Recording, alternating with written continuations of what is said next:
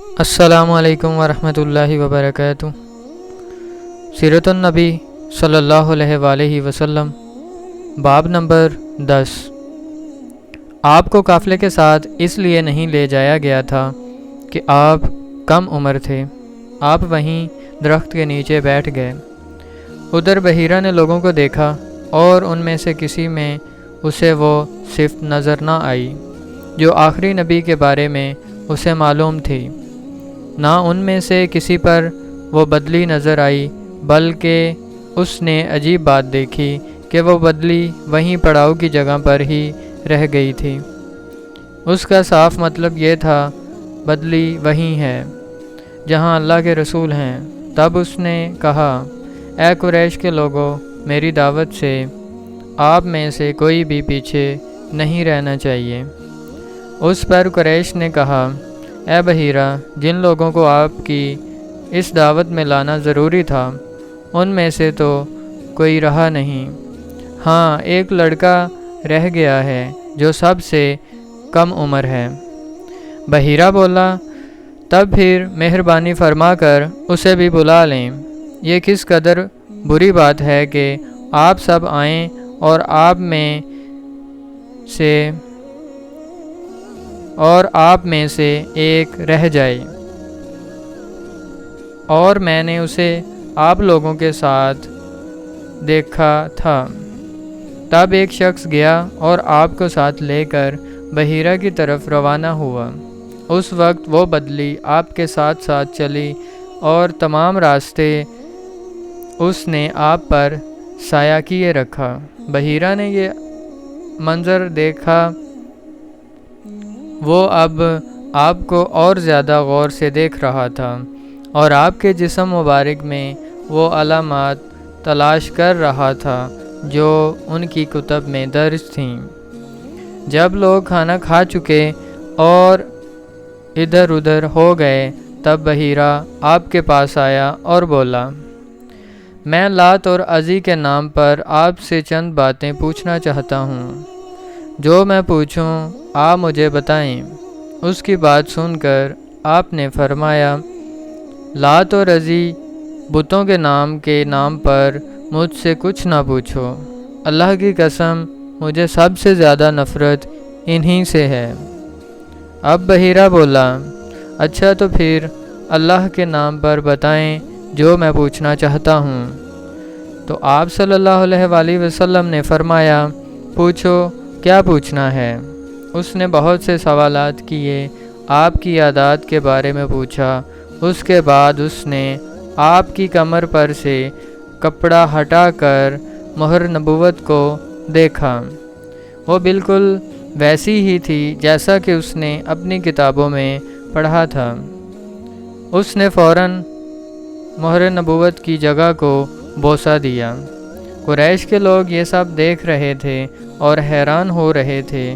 آخر لوگ کہے بغیر نہ رہ سکے، یہ راہب محمد صلی اللہ علیہ وآلہ وسلم میں بہت دلچسپی لے رہا ہے، شاید اس کے نزدیک ان کا مرتبہ بہت بلند ہے۔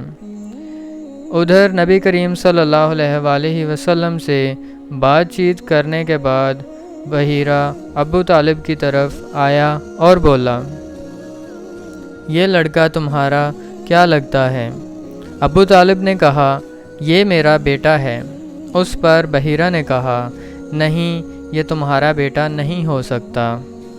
یہ نہیں ہو سکتا کہ اس کا باپ زندہ ہو۔ ابو طالب کو یہ سن کر حیرت ہوئی، پھر انہوں نے کہا، دراصل یہ میرے بھائی کا بیٹا ہے۔ ان کا باپ کہاں ہے؟ وہ فوت ہو چکا ہے۔ اس کا انتقال اس وقت ہو گیا تھا جب یہ ابھی پیدا نہیں ہوئے تھے۔ یہ سن کر بحیرہ بول اٹھا، ہاں، یہ بات صحیح ہے۔ اور ان کی والدہ کا کیا ہوا؟ ان کا ابھی تھوڑے عرصہ ہی پہلے انتقال ہوا ہے۔ یہ حضرت ابو طالب نے بحیرہ سے کہا۔ یہ سنتے ہی بحیرہ نے کہا، بالکل ٹھیک کہا۔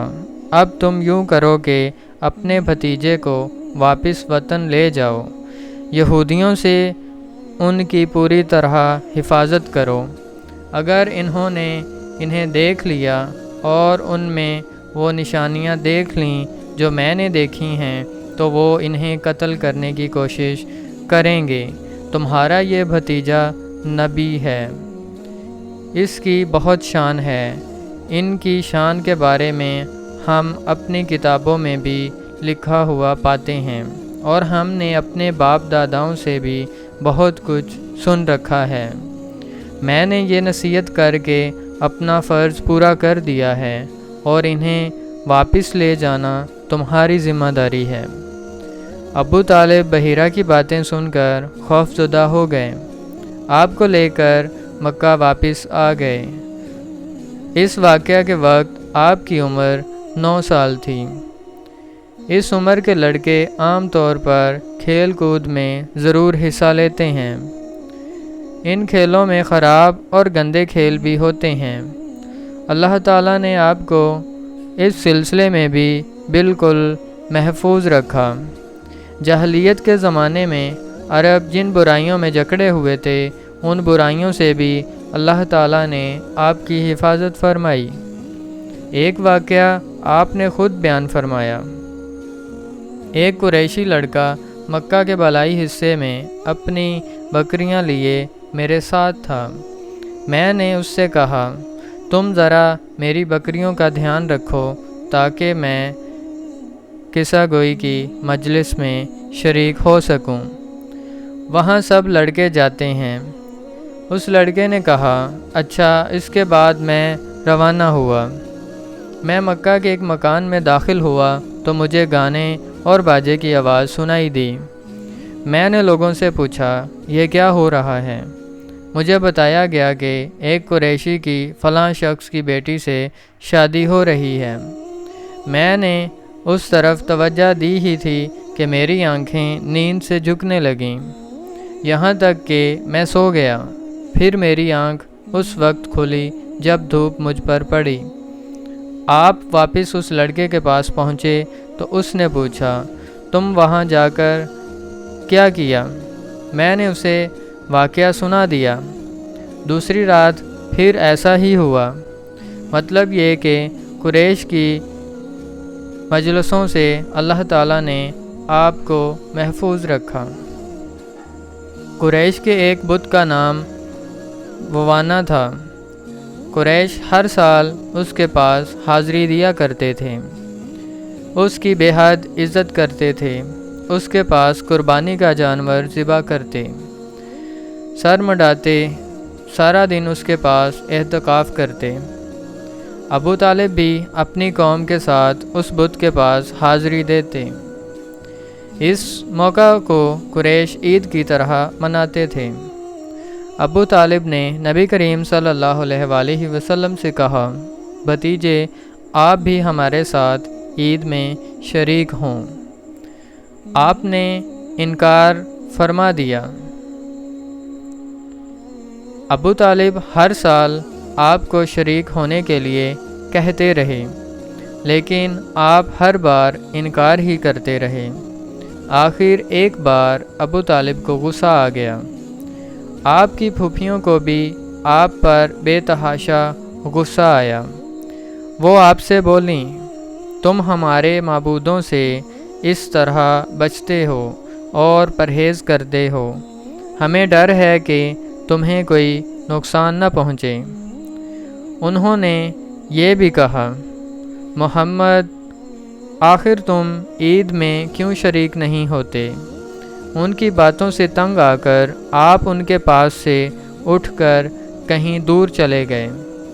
اس بارے میں آپ فرماتے ہیں، میں جب بھی بوانا یا کسی اور بت کے نزدیک ہوا، میرے سامنے ایک سفید رنگ کا بہت قد آور آدمی ظاہر ہوا۔ اس نے ہر بار مجھ سے یہی کہا، محمد پیچھے ہٹو، اس کو چھونا نہیں۔ اگر آپ کو ہماری یہ ویڈیو پسند آئی ہے تو اس کو لائک کریں، شیئر کریں اور کمنٹ میں اپنی رائے کا اظہار ضرور کریں، اور اگر اسی طرح کی ویڈیوز آپ مزید دیکھنا چاہتے ہیں تو ہمارے چینل کو سبسکرائب ضرور کریں۔